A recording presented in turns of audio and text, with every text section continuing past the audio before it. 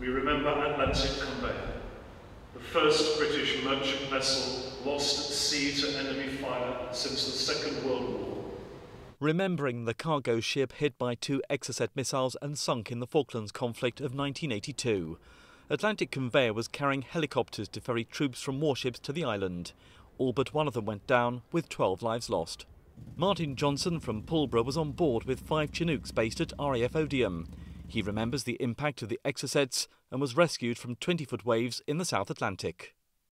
I was actually thrown across an alleyway and through a doorway and ended up on my face, and cross, what the hell's all that about? It was a case of going over the side, scrambling down into the water and swimming off to find a life raft to get into. Martin has devoted much of his life raising funds for the British Legion and is a leading member of its bikers branch in Sussex.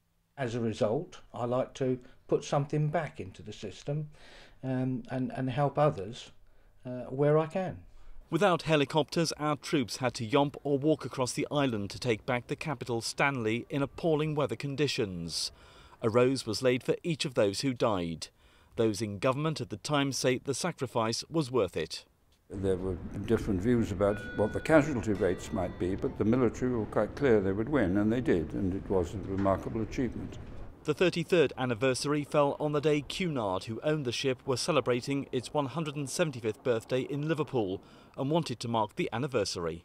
Whilst we've had the magnificent celebrations of the 3 Queens on the Meridian, our spiritual home, it's also absolutely poignant and appropriate that we also remember the Atlantic Conveyor that sunk with the loss of 12 lives 33 years ago, and the other ships, the Cunard ships that were lost in times of war.